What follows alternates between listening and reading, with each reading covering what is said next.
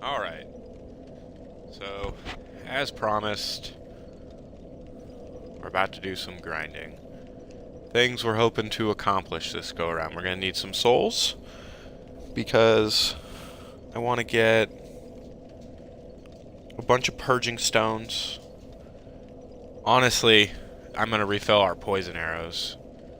Like, that's been way too frickin' valuable. And a few other odds and ends. And then we'll get ourselves set up going forward. We want that humanity because we need to give it to the fair lady? The spider woman?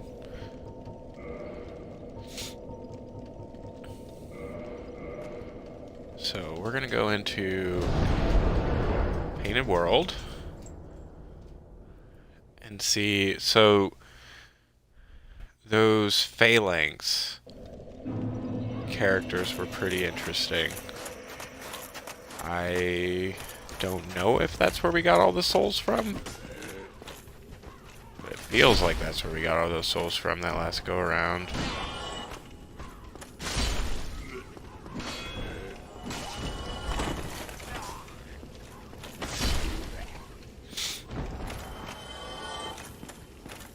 And if they're gonna respawn,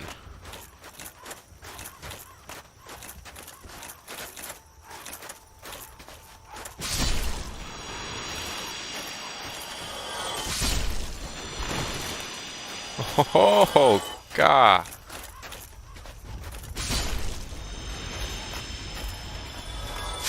Yeah, this is the spot for souls. Okay. So, I was going to talk about this woman that we found, Priscilla the Half-Dragon.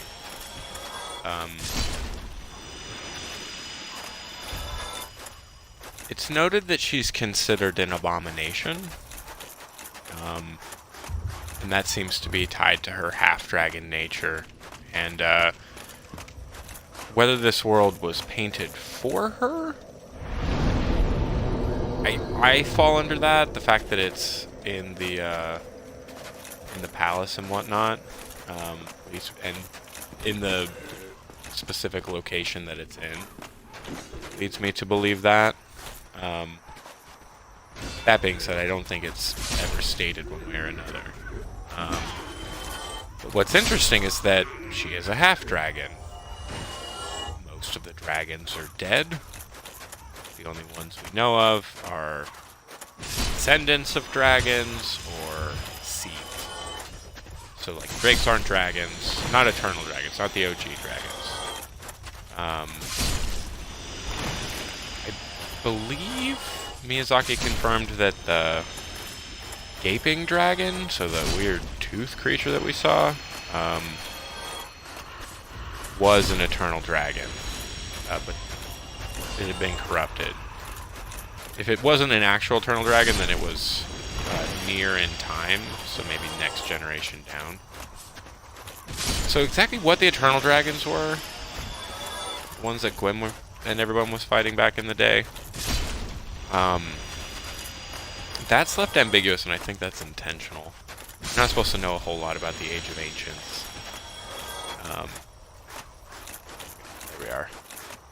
But we know that Seath was one of them, and he betrayed them because he was born without the mortal scales, right? He wants immortality. He wants what his brethren had. He didn't have it, and I think his plan was something like slaying them and helping win in his war, that he would accomplish this mission. And so after that, he's given two things. He's given a dukedom, so he's part of the running of things, and he's got some level of authority. And second, he's given, I believe he's straight up given, like as a gift, the archives. Seath gets to work. He's doing research, and exactly how that goes for most of Seath's life, I'm not sure. That's not really gone into. But by the time of Dark Souls, things have gotten pretty weird and wild. Now, I think Seath's deepest motivations are rulership, basically. Seath isn't particularly loyal to Gwyn, is not interested in humanity, none of that. None of this means anything to him. Outside of means to an end or things that might get in his way. And I think Seath pursues that intensely. Interesting. Goddamn. An interesting thing about Seath as a character in the lore is that he is where sorcery comes from. Sorcery as we understand it. He's the progenitor of that. And so whatever Seath is doing, he's attempting to understand the deep mechanisms of how the world works, ostensibly so that he can gain this immortality and this power that he's looking for. And I think most of the things that come from that are a byproduct. So most of these spells and understandings and whatnot. And other people obviously follow that. Big Hat Logan's a prime example. But what Seath is discovering and what ultimately becomes sorcery is him trying to understand the fundamental rules of this reality that they're living in and recreate these eternal scales. Become immortal, become a dragon like his brethren were, and perhaps the only one. Whether it's... I don't think he's necessarily looking to return the rule of dragons, though he might be. One of two things. Either he wants to become an eternal dragon and then rule everything, or he wants to be the progenitor of the new race, rule that way. I'm of the mind that it's the former. And that just comes down to kind of a personality sort of thing.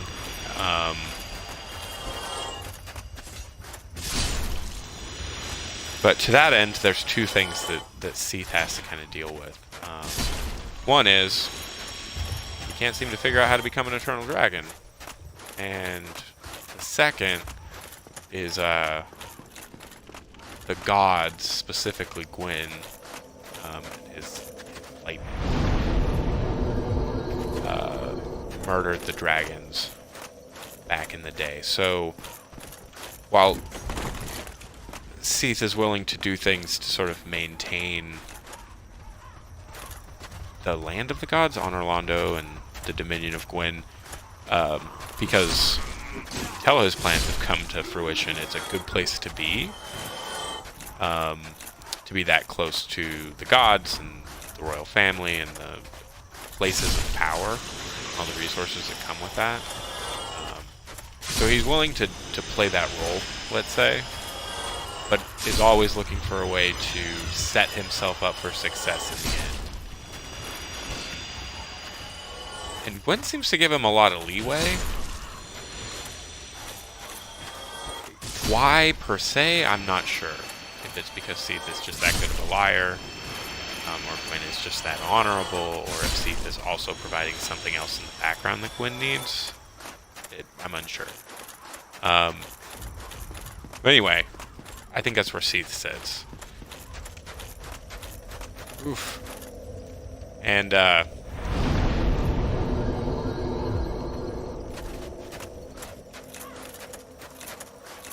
to that end, he's experimenting in the background and doing what he can to sort of make sure that if he succeeds, there's no Gwyn or someone like Gwyn can sort of get in the way of that. Ugh. Hold on. Yeah.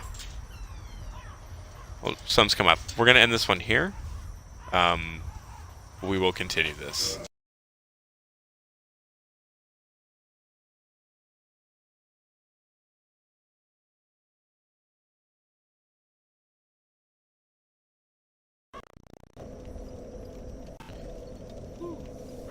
Man, I'm real sorry about that. You're like 9 minutes in. 3 of those are usually me just standing here trying to decide what it is I'm gonna do. Yeah, something came up. I'll probably cut those things together. Yeah. I'll splice it all together so that it makes one episode. I'm not gonna do like a 9-minute thing and then this. Anyway. So we were talking about Seath and his stuff. So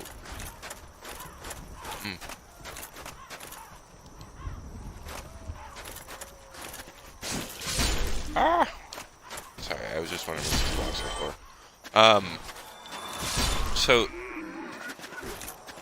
whatever Seath was doing at the beginning, which I imagine was also not great. 'Cause I don't think Seath gave a shit about the gods or humans or anything, honestly. I think Seath's out for his own. And I think he's been that way since basically day one. But at this point, or in the near-ish past, like one of the things Seath is doing is running experiments on specifically women. And more specifically, maidens. And that seems, on the one hand, like, I don't know, dragon takes the virgin. It's a very old traditional tale. We just make it a little bit more horrific this go round, because not only is she captured by a monster,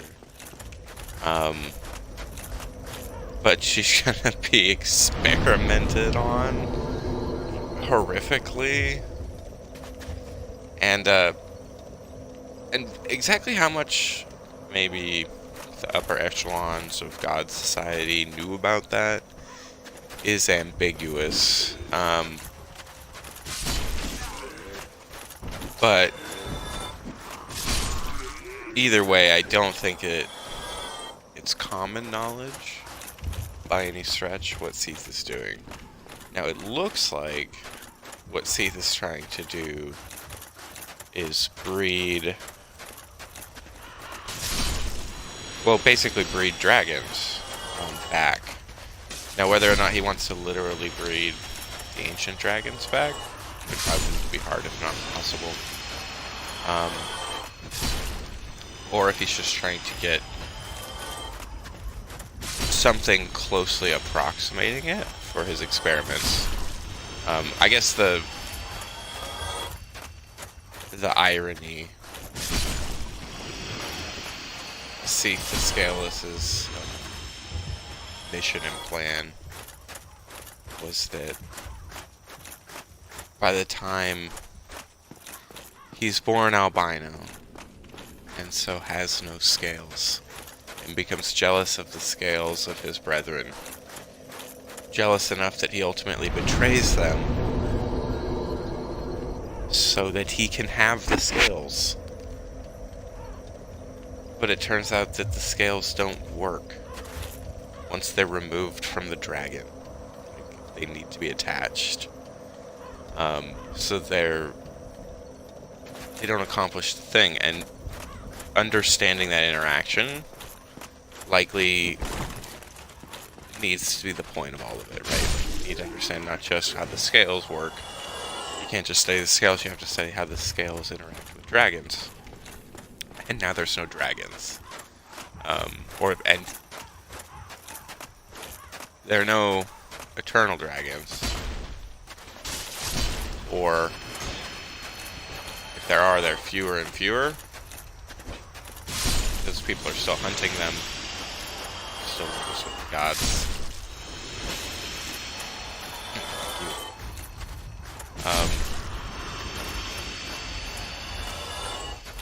And every generation, let's say, things born dragon in the dragon lineage are further and further from these actual dragons that Seath needed. These beings from before time, fundamentally. There was an item, I don't know if we get it, but it mentions that Nito is the god of death, right? And that even the gods die. They don't have they're not eternal. Not like the dragons are. Which I guess I didn't mean to do that. Obviously we've demonstrated to some extent. Killed Gwendolyn. As far as we know. No, but that the gods are able to die. They might be stronger than humans, more resilient, let's say. That compared to us, they might as well be.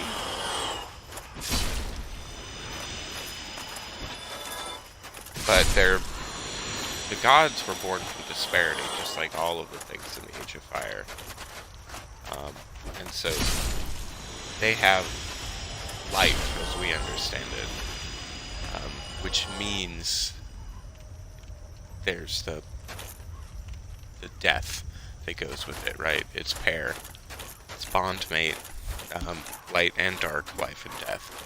The dragons, the eternal dragons, were something else. They came from an age before time really worked that way. Before time really existed, apparently. So he's trying to get that back, and he's getting further and further away from it. So he goes and he's doing these experiments, at least at this point. I think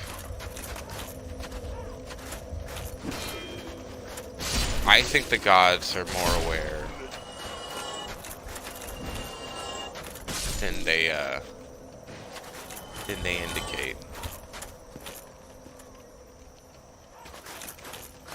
I think Gwen knew maybe how messed up some of the stuff Seath was doing. I can't say specifically what he knew, but I think he's aware, at least from a distance aware.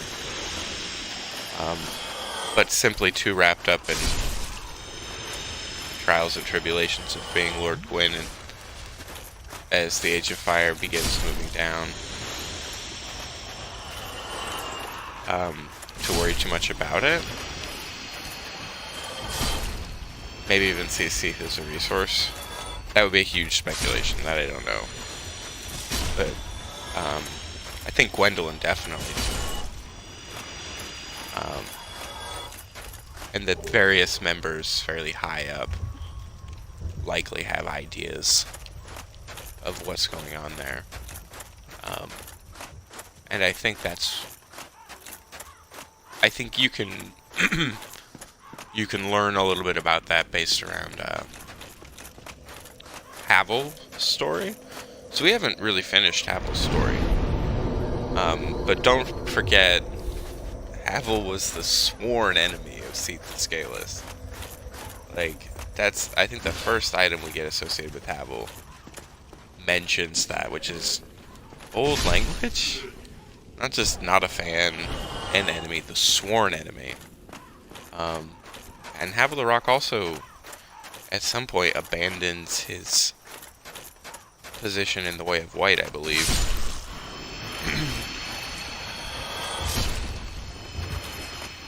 Or is kicked out. It all has to do with this rebellion, this plot against the gods, of which I believe Havel is likely the leader. I believe that he's the leader because they go to great lengths to get him out when Havel is captured. And it makes sense, like, Havel is pretty freaking powerful. Like, obviously he's the kind of guy who can face down a dragon. Likely multiple. But he's also, you know, he's head bishop in the Way of White, and the guy just knows and has made miracles, potent miracles. So he's also got, let's say, an iron will and faith-based magic. He's powerful. He knows how everything works. He's been a friend of Gwyn. I don't think Gwyn's the one who locked him in the tower, by the way. I think that's probably Night King Rendell. But there's a plot. There's a plot to rebel against the gods, the remaining gods, whatever that means. So I don't think Gwyn's here at this point.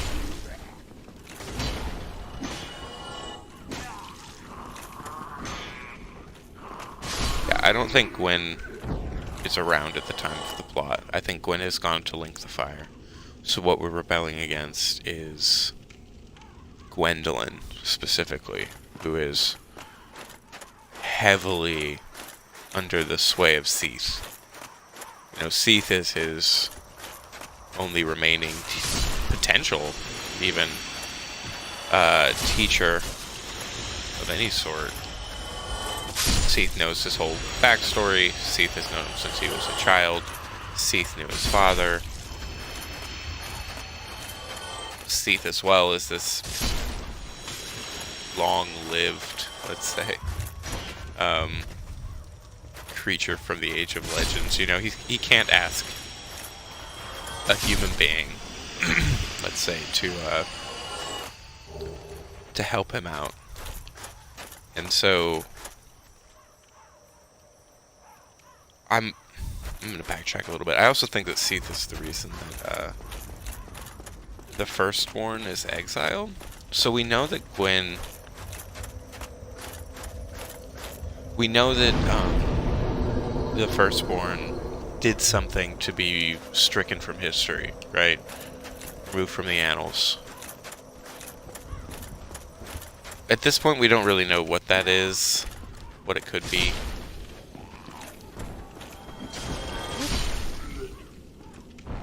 But we know that he left his ring at Gwyn's grave after Gwyn went to Link the Fire.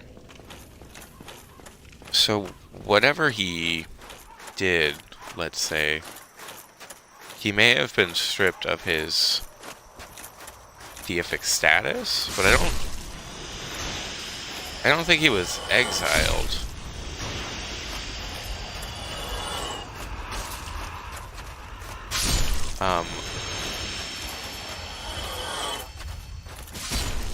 At least not immediately. Though, then again, he could come back, and there's plenty of reason, let's say, to think that in fact he came back afterwards, after Gwyn has passed. It's possible. I guess it's possible that he shows up after Gwyn has gone to Link the Fire and leaves his ring then. Or Gwyn kicks him out of Anor Londo and he leaves, comes back, links the fire. But I think that pushing him away is also something that's orchestrated or pushed, helped along by Seath, because Seath definitely wants the Firstborn gone. The Firstborn knows Gwyn's frightening lightning magic, and could theoretically be a threat if Seath pulls off this whole Eternal Dragon thing that he's going. It was that lightning that allowed the gods to do it in the first place.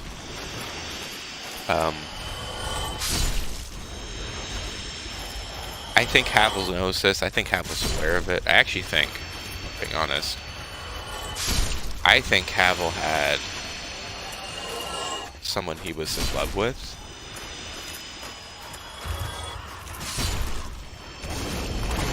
Oh, where did you come from? A wife or a mistress, probably, who gets taken. And that's something like a last straw for Havel, let's say. Either he was unaware, and once she disappears, he becomes aware, or he was mostly unaware and unconcerned, like maybe knew that Seath was bringing young women to the Duke's archives, and that whatever was happening wasn't great. Then Seath takes someone important to Havel. Then Havel sees what's going on, realizes maybe the extent of all of this. Not only is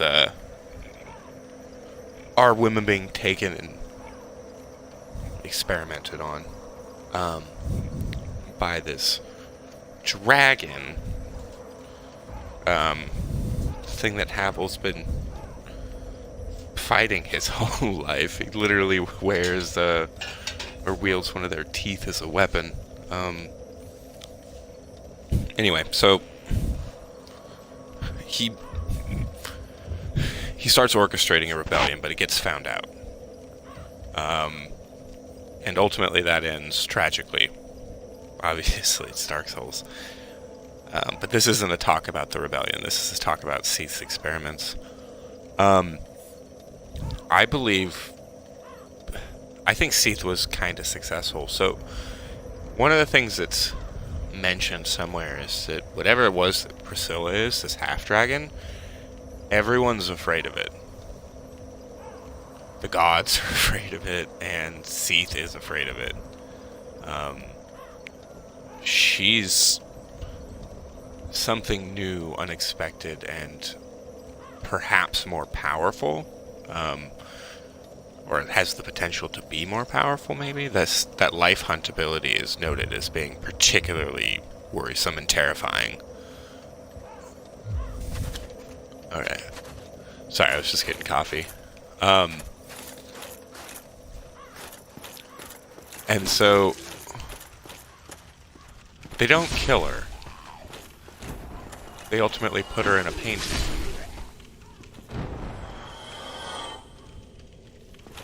And I think that's important.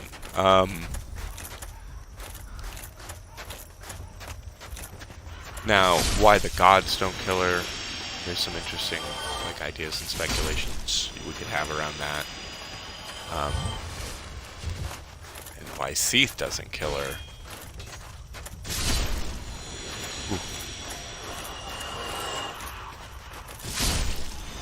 I think is also an interesting question, but it basically comes down to, I think she was his first even semi-success in this thing that he's trying to do, but that it was unexpected. It was an accident. There's a lot of weird lore reasons. I don't want to. We're gonna have trouble getting into that, because that means watching how certain characters behave in the Duke's archives and tying that in with some few things. But I think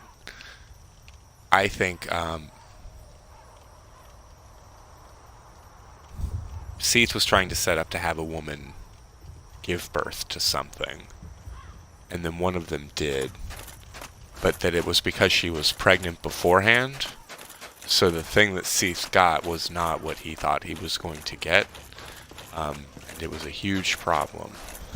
But he can't do her, let's say. He can't kill her because he needs dragon things closer to his eternal dragons to deal with, so that he can figure out how these scales of immortality work. And Priscilla's useless for that. But she's the closest one. I think that's why Seath insists on maidens at a certain point. Because he knows that if they're pregnant, if they're already with child, that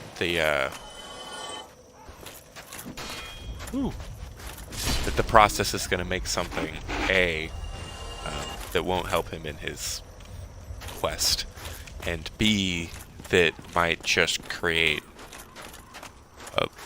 something that could challenge his power. You know, if there's one Priscilla, that's a problem, but if there's multiple, then they might multiply. Long story short, she goes into the Painted World.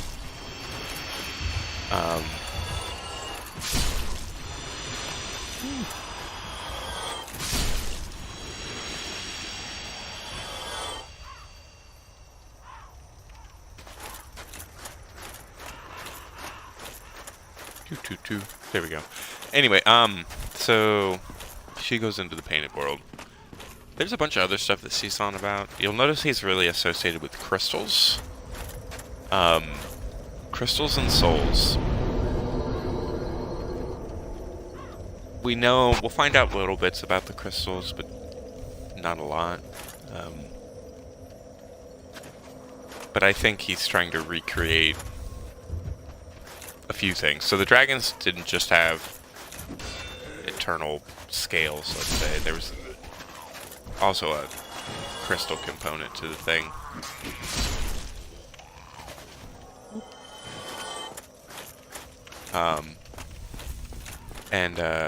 But they don't have souls. That's important. Real eternal dragons don't have souls. They existed before souls were a thing in the world. They didn't need them. They're not a part of their architecture. But, you know, Seath's working with what he's got. So he learns more about how souls, let's say, actually operate than anybody else in the world is aware.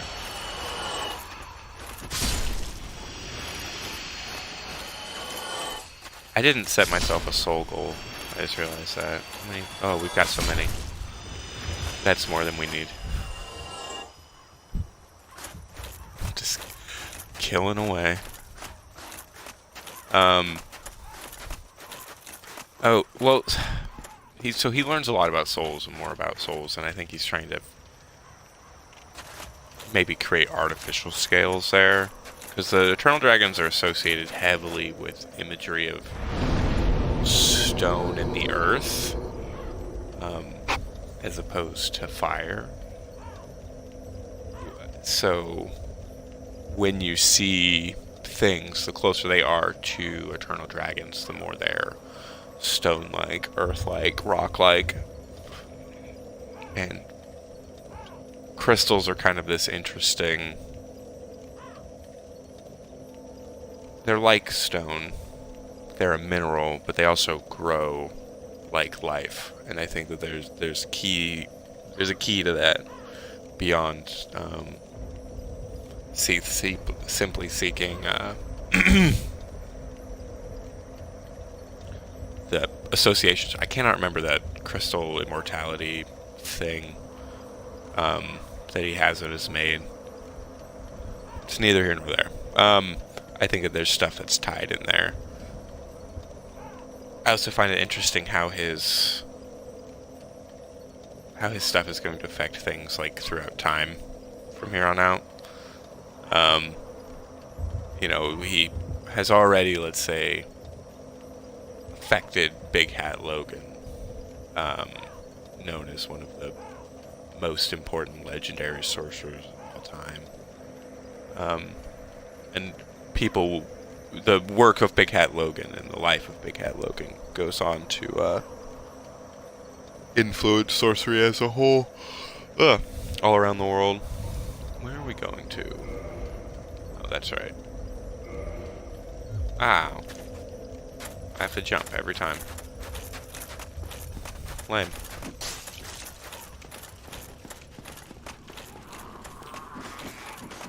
So I guess the ways it sees influence stretches both, I think, backwards and forwards from the events here. Dark Souls 1 is really, really fascinating. We could probably talk about it for ages, but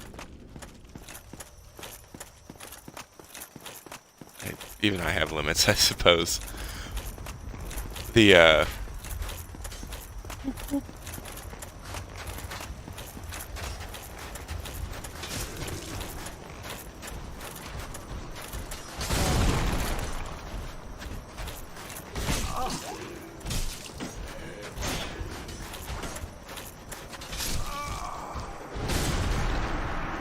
I swear to God, if I lose all those souls, I'm gonna be so sad. I should have just fought that dude. I should have fought all those dudes rather than just trying to run by.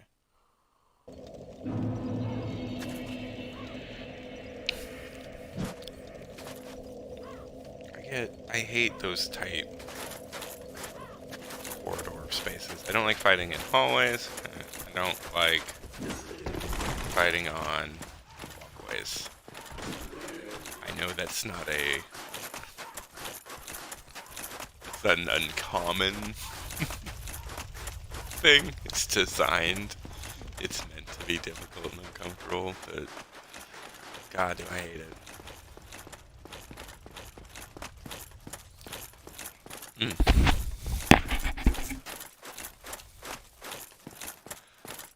I guess while we're here,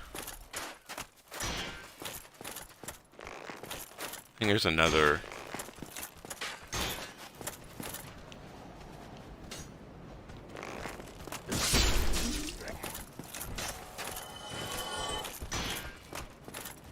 There's another interesting topic I guess we could discuss, which is what exactly are the gods?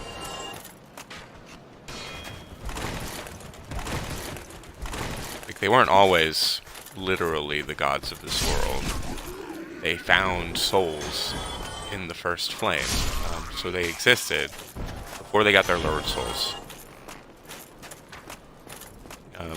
What that life, what that kind of life was like, it's hard to say. But it is something that existed, right?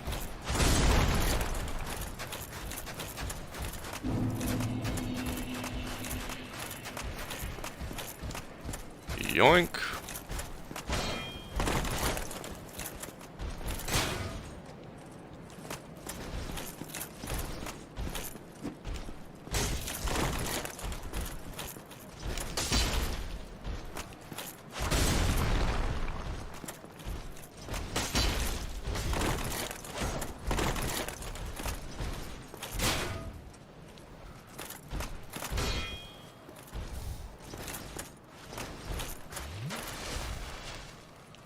I just don't want to fight you, honestly. Not here. Not now.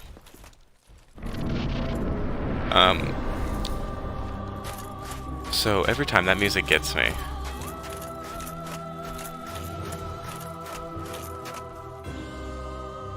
How long have you been here, Priscilla? Very long.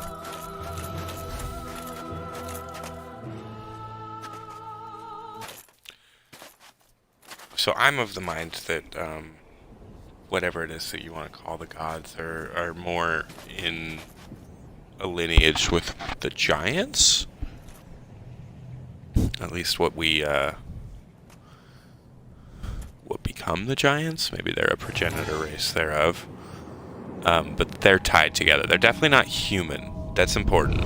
Humanity is something key and tied to a specific race. So I don't think that they were, let's say, people who found great power and then just convinced the world that they were a different order of being. I do think that they predate humans, for sure, as we understand ourselves. And that they're more closely akin to giants. You might think of them as like the Titans, let's say. That's a way of looking about it. you want to go kind of like Greek mythology. So, I know I've talked about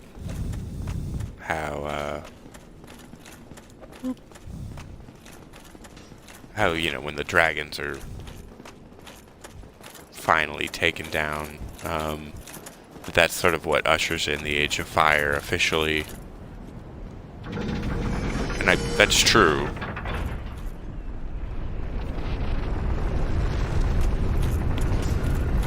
But I think it's implied, or you can walk away with the impression that there was something like one big war. They fought for like 5 years, or, you know, something along those lines.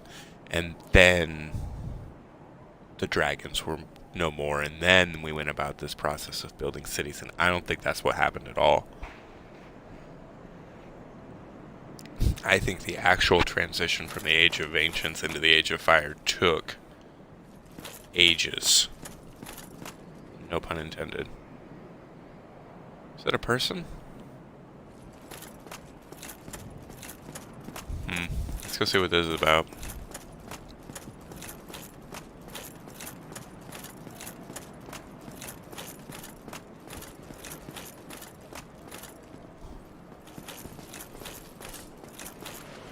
Oh!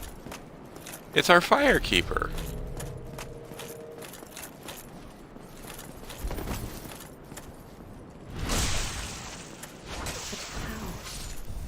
This man is a threat, Master Gwendolyn. So she was obviously a follower of Gwendolyn, and she was a member of the Dark Moon. I forget the name of their club. Anyway, she's one of the people you can, if you join his covenant, you talk with her for stuff. Also, everyone's gone. The giants are gone. The giant knights. Oh, that's what I was going to say. But yeah, I think the gods were related there. And there's like size reasons for that and other reasons for that. You know, obviously whenever we see depictions of the gods, they're large. They're larger than a regular person, for sure. I think that's also where the pygmy lord comes in. I think pygmies, whatever they were about the size of a human being. But compared to the giant progenitor race, we are pygmies.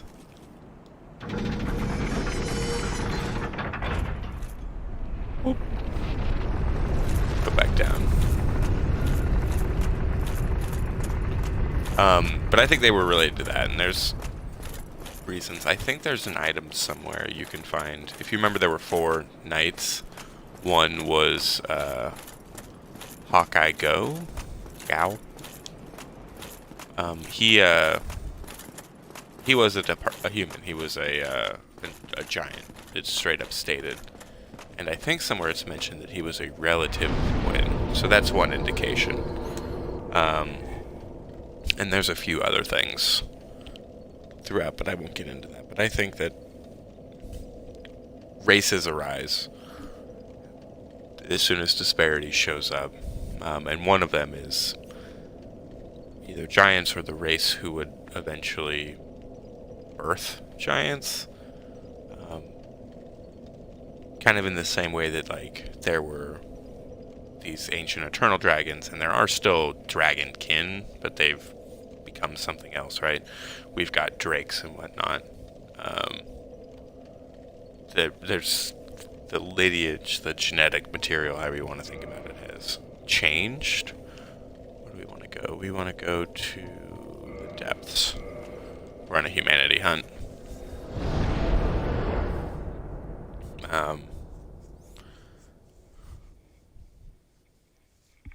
And that's kind of interesting because giants play some background roles, some interesting background roles in here. Throughout the lore, particularly in Dark Souls 2. We're going to do something real quick. Fun fact. Upper left is our soft humanity number. So you can see we're hollow because it's gray. And we've got one soft humanity, so we could consume it if we wanted, but it's not actually affecting anything.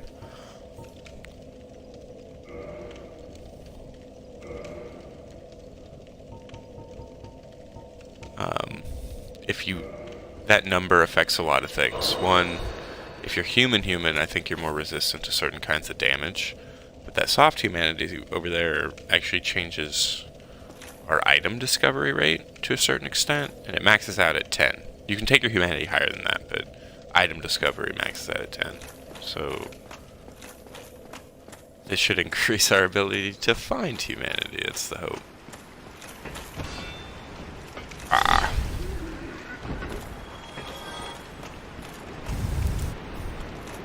Anyway, so the reason I think that that's an interesting...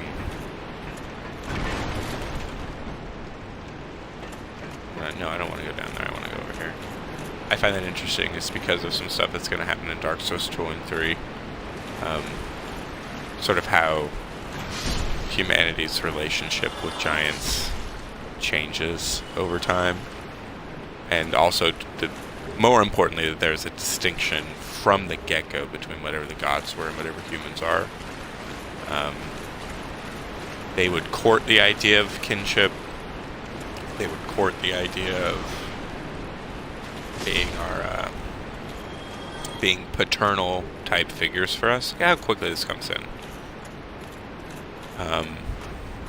But that they are something different. And I think that's one of the reasons that it was easy to justify some of the decisions that were made around how to treat humanity when things start going bad. And even, I guess, technically before things go bad. There's a lot of stuff we'll find out in Dark Souls 3 to do with ancient days, but what's worth remembering is that this wasn't... The end of the Ancient Dragons was a slow process. It took... It's hard to say, but civilizations like rose and fell. Cultures developed. A lot went down.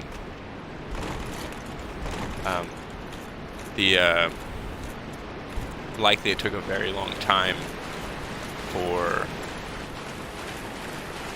the betrayal of Seath to come up, let's say.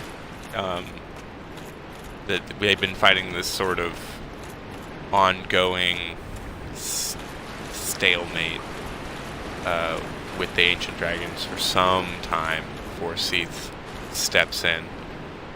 I think that here, there it is. Like, I think the Witch of Izalith has already developed pyromancy. Though I'm not I don't think she's developed Chaos Flame yet, as it would be. But they've developed pyromancies. I think that Gwyn has established his city and at least some of his knights, and Nito's doing Nito stuff. Nito doesn't give a shit.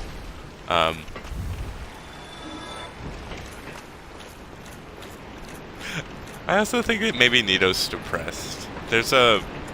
Yeah, we'll get into the love story of Nito, First of the Undead, some other time. Anyway.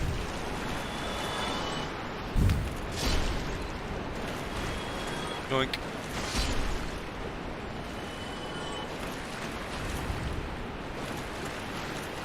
No? Nothing? Okay. So...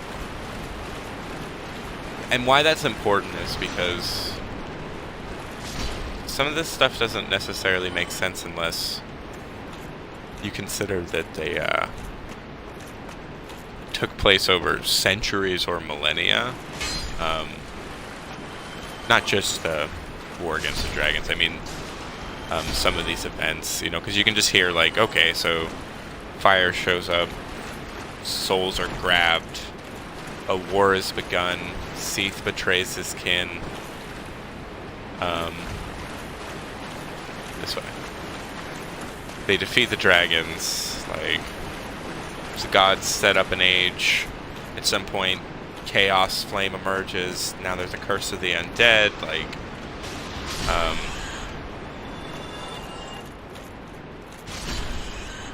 man.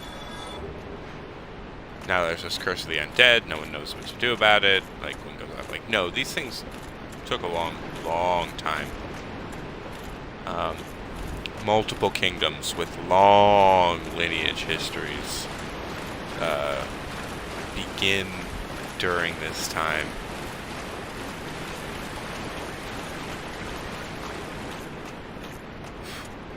I'm trying to think of how to, like, without just getting into all the interesting side stories, like the nameless smith, right? We know that there was a smith of the gods who's gone now. No one knows where he is, and he has no name that we have a memory of or a record of. But he made all the legendary weapons, right? That's tied to Titanite and Titanite slabs.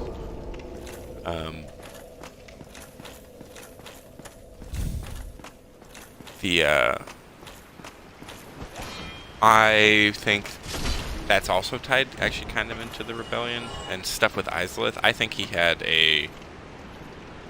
an affair with Izalith after his wife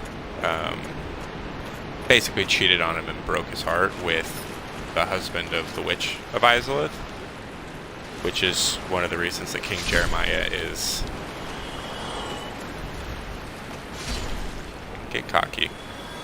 is exiled and in the painting.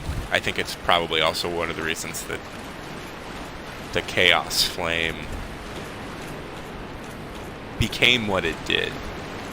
And that has everything to do with the concept of humanity and the dark, but also just human, well, not human, but suffering. I think the witch was betrayed by somebody very close to her. I also think that the unnamed blacksmith maybe was connected to some things that necessitated he be removed permanently. I think he's dead. I think we're gonna find his remains eventually, but I mean, there's the time for that. There's how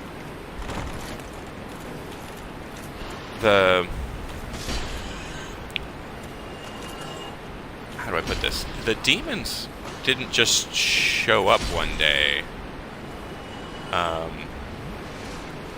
and start fucking shit up. Also, the demons haven't really been fucking shit up, if we're being honest. Like, something you'll pick up on when we're there, I think. If you're paying a bit of attention, let's say. The demons have culture. They're not just mindless beasts, they're smart. And they've built things. And they've developed their own, how do I put it, religion and philosophy, and a lot of the things that happened around the Chaos Flame aren't as it's treated like a calamity, and I don't think that's the right way to think about it. It may have been a mistake, it may be a problem, maybe any number of things, but it wasn't like the destruction of Atlantis or anything like that. This was A, walked in consciously for the most part, B, worked. Like, it was a stable, working dynamic for a very long time, and honestly might still be. The demons have a fair claim to their point, I would say. But while it's true that every demon we ever find is trying to murder us, it's kind of hard to blame them, all things considered. Like, every undead how do I put it? There's a bell of awakening right outside their domain, and the undead are part of a scheme that ultimately has the chosen undead hunting down the Witch of Izalith to steal her soul. And the demons aren't down for that. Again, understandably so. We're gonna see if we can get a little bit more. So the demons are just protecting their interests. I honestly think that they're part of the reason that the demons are coming up into... because you meet the Capra demon in the lower undead burg, I believe, or maybe it's the depths. Anyway, above Blighttown, but we're kind of into the city proper at this point. And it's noted that it's fairly recent. He's just moved in. And then below in Blighttown, you see minor demons floating around, and then you see Quelaag and Quelana.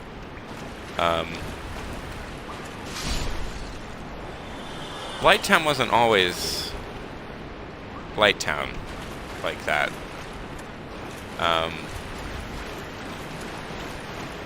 Blighttown was a place that people were sent away from, let's say, or sent away to. But it wasn't a poison pit. I think what happened to Blighttown is tied to... There we go. You remember if we found a poison mist, say pillage body? Yeah. Give me that humanity. You son of a bitch.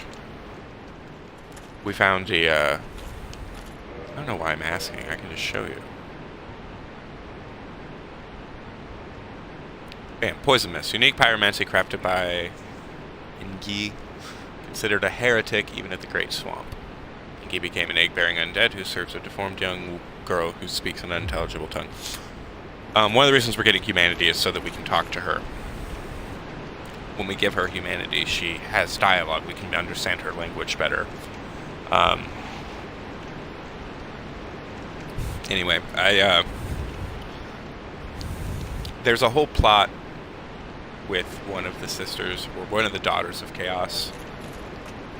That's the reason I wanted to get that pyromancy flame up to 10, to go find her. She, I think that Engi develops a pyromancy, which is taught.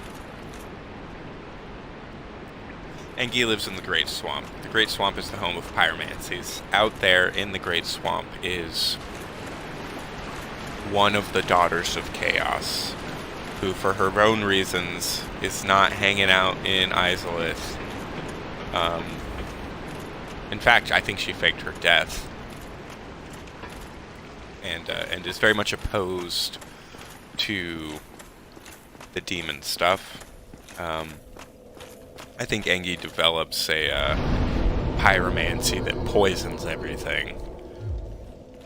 And he's treated like a heretic. Understandably so. This isn't...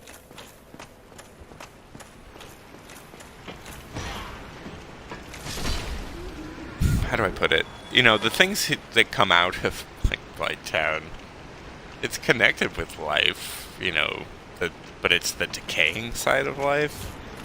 Poison and corruption and whatnot. And you can see why it doesn't maybe fit with how people want to go about this whole pyromancy soul of life business.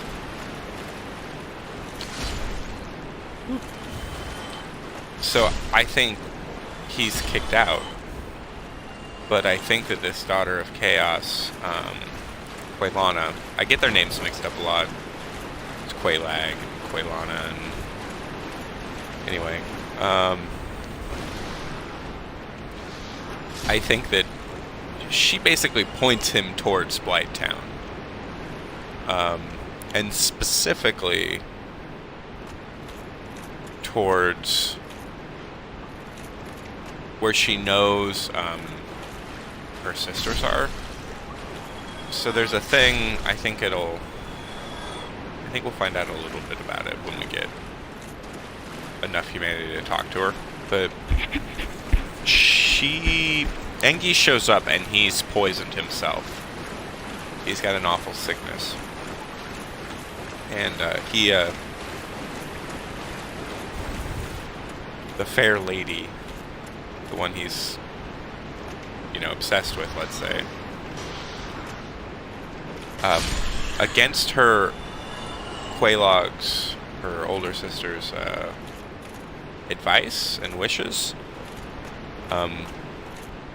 pulls the poison out of him, and likely into herself. So one of the reasons she's got to be fed humanity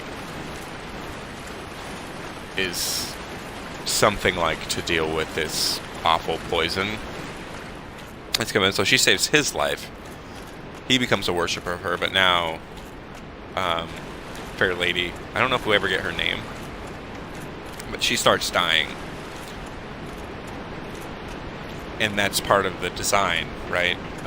And that the poisoning of Blighttown was part of the design, because that poison is moving into the demon ruins, and I think it's a problem. I think the reason that the demons are moving up the way they are, becoming more aggressive in and around the Blighttown area, has everything to do with people who have a serious environmental disaster on their hands, and are going out of their way to deal with it.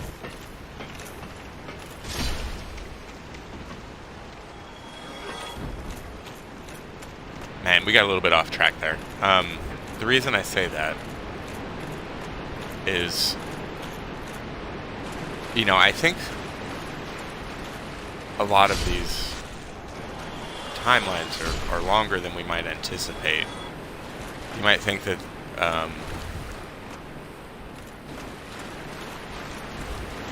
feel like I got a lot of humanity right out the gate, and now, none. You might think that, the Witch of Izalith made this fire, made this flame. That's it. And it went wrong immediately, kind of like a bomb. And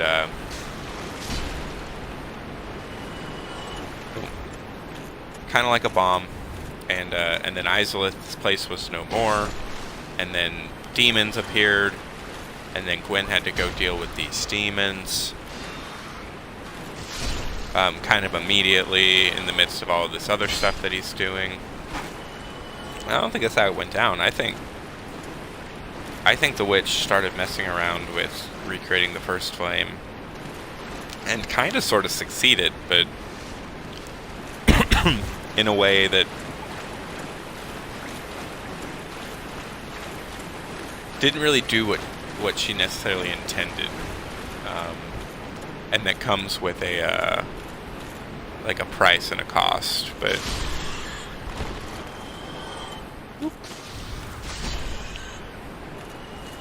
anybody got humanity for me?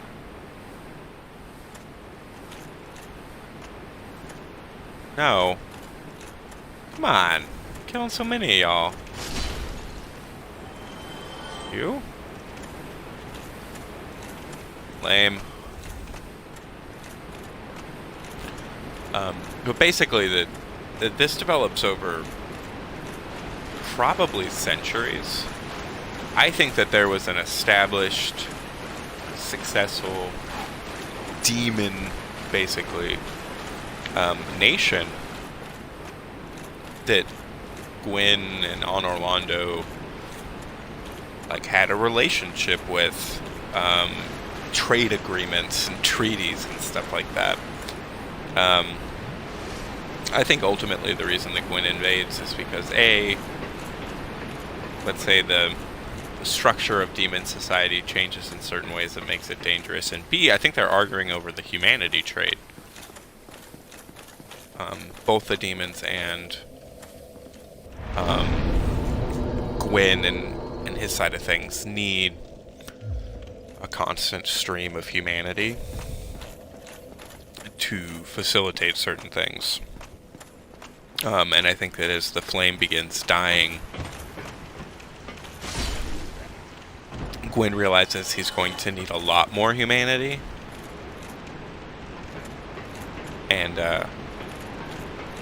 And so sort of makes a command decision that, he's going to go to war with the demons.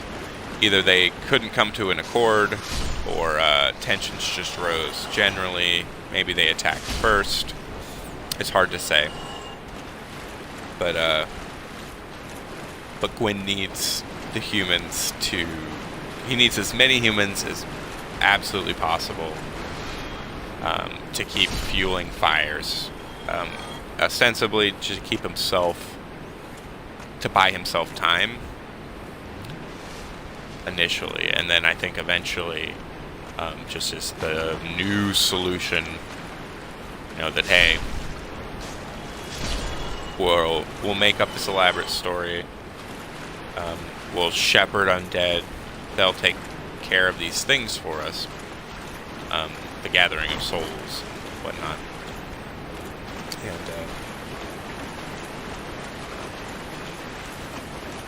And they'll keep linking the fire, and maybe that's how we'll preserve this age.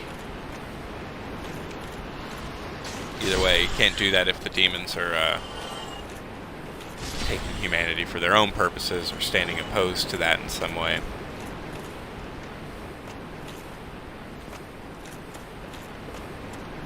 Oof. Alright, I'm gonna do one more run. If I don't get any humanity on this next run... Oh, I thought I'd...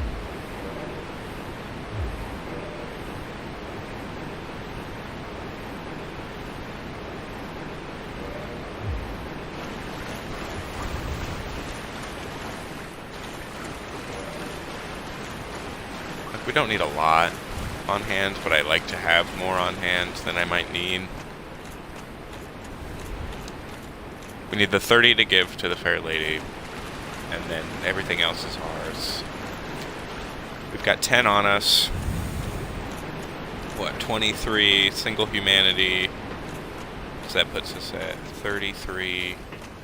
And then we've got 2 twin humanities, so 37 total. So we'd have 7 humanity saved up.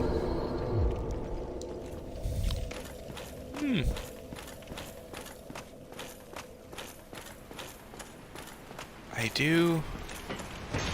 There's so much that, like... that I love to talk about in this game, but it's so hard to do in these sort of, like, broad strokes,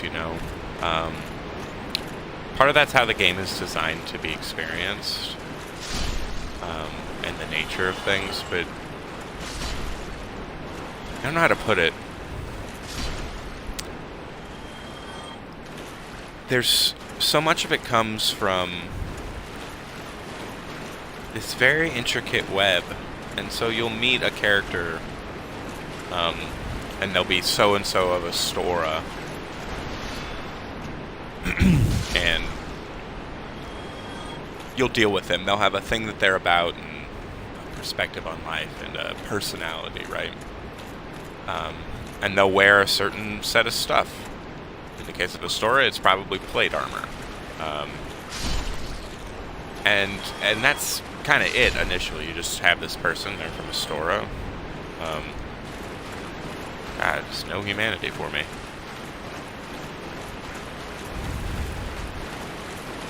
And then, like, later you'll get some more descriptions, and it'll give you some information about what a Stora is like.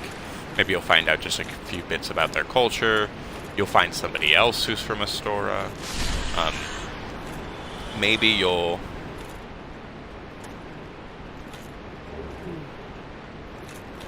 Oh, there's one. Hey! That's something. I'm still not doing this again. Tired of killing rats. And then you'll find, you know, like, an Astora straight sword somewhere, which means that someone from Astora, or at least wielding their weapons, was there for something, right? And they died there, right? Or left it in a chest, or whatever. Or you'll find a full set of Astora gear on someone. So, an Astora knight, you know, made their way there. And you'll very slowly get this idea of, like, what Astora is like. You know, that they're a pretty martial kingdom. They value combat and a certain sense of honor, let's say.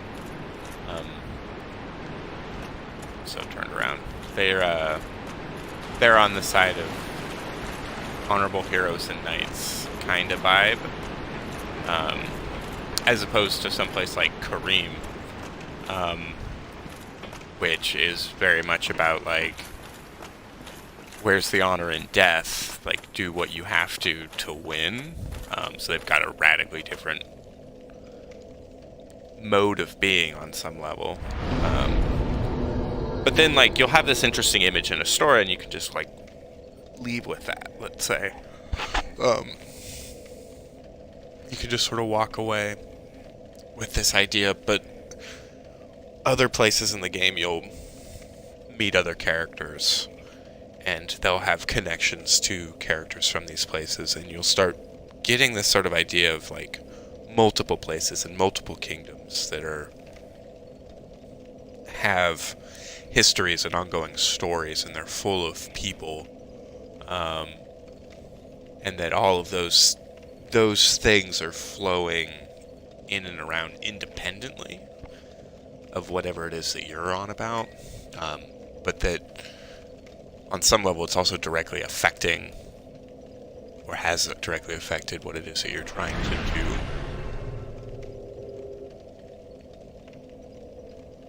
I straight up do not know what that means.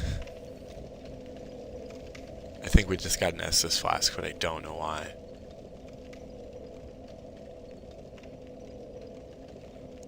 Anyway, we're gonna go talk to our merchant woman. Like, I guess as a person who just loves stories, I find a lot of this very, like, rich, magical territory. You know, there's... I'm gonna forget. Night King. It's not Rickard, but the other one. You know, you get this impression that you can piece together a story. There we go.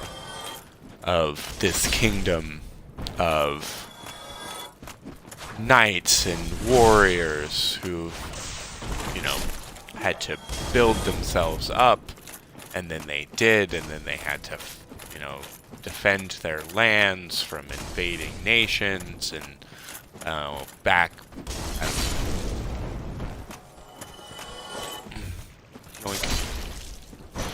back 2 centuries ago, they were invaded by a frightening chaos beast, and you know, somebody's father had to, like, take it down, and now Night King, whatever his name is, is in the lineage of that. He's successfully sort of, like, fought off the increasing monster presence himself, and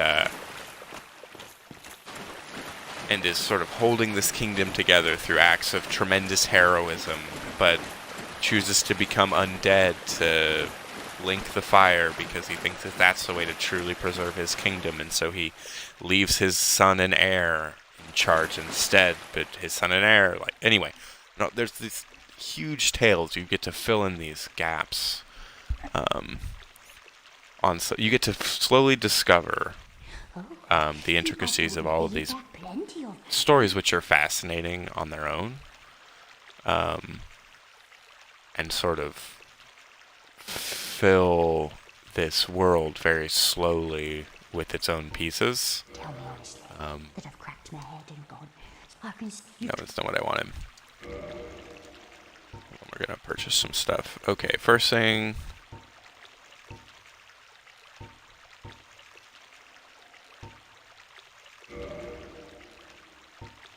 We're gonna buy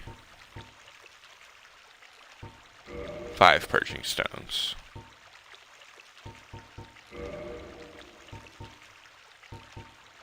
And 5 more Homer bones.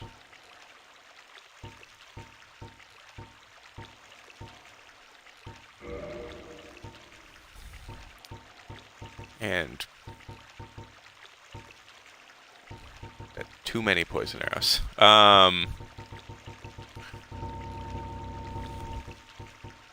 Good.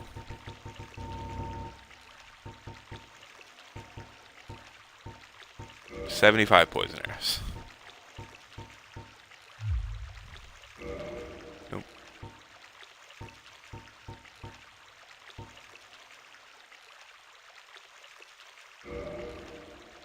Just in case. Okay, junk pile, we don't need that. We'll buy 5 of these, because you never know.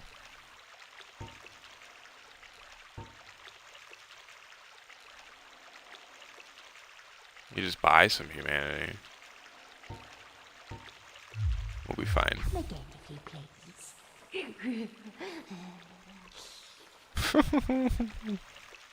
Weirdo. I love you. Oh, anyway. I love the... Like, I briefly hinted about the rebellion, and, like, that story is...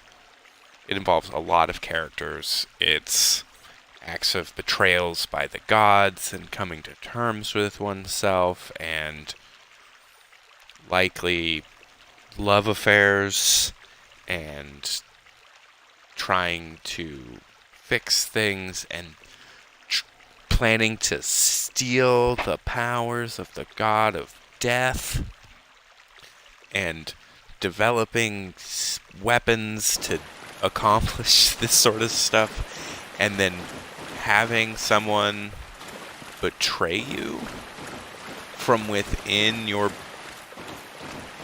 rebellion.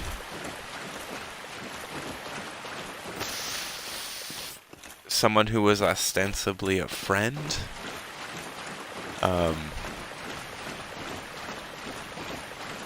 Betray you, funnily enough, for someone who's not even there anymore. They themselves have been tricked unexpectedly. And so they think they're betraying all of these people for someone whom they care about quite deeply. When in fact that person left ages ago and they're talking with someone else. And that because of that, like, all of these things fall apart and these stories come to naught. Get up. No, I'm fine. I'm fine. Well and wide awake. Do not treat me like an old withering snake. Treat you how I want. I am pleased. Is it? Very well. Then We're gonna warp. stay still for a moment.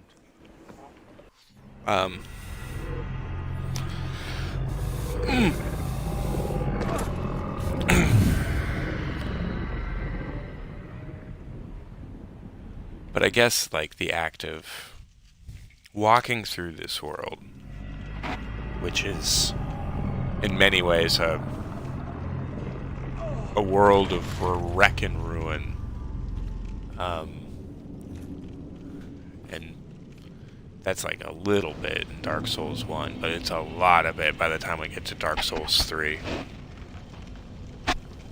Walking through and wondering what happens, and then being able to slowly find the pieces of it, and then to fill in these gaps and see just how much, and to sort of like imagine that world and what it was like when there's a place in Dark Souls 3, is I guess a good example, called Lothric, and like the Kingdom of Lothric. They used drakes as part of their war effort, and it specifically mentioned that they hunted kingdoms that drifted, and so as things are getting sketchy, as the first flame is petering out, you know, time and space begin converging and getting kind of weird. You might imagine that'd be hard to hold a political unity amidst the fact that kingdoms are just showing up on top of each other to a certain extent. And so it was the task of Lothric to deal with this, at least partially through war. And so, like,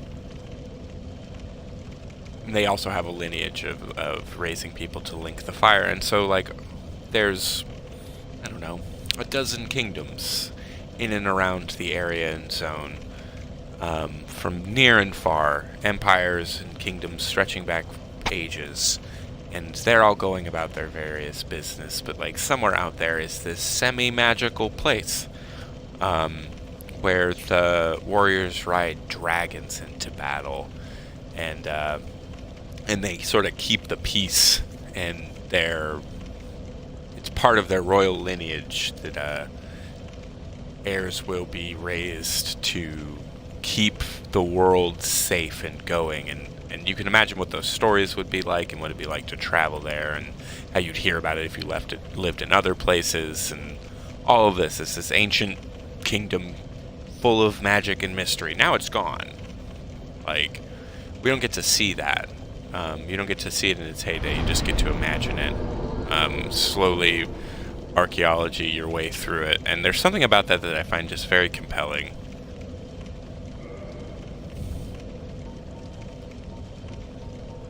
Strength, vitality, endurance, strength. And we're out of souls.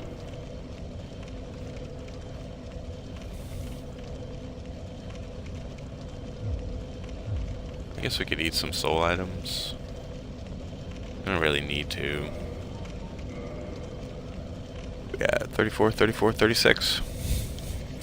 Cool. So this is significantly longer. I kind of just want something to do while I'm, like, with my hands while I'm doing this grinding. So, like, I know these Lorethroughs get kind of rambly. I think when this is all over, I'll let y'all know a good place to go.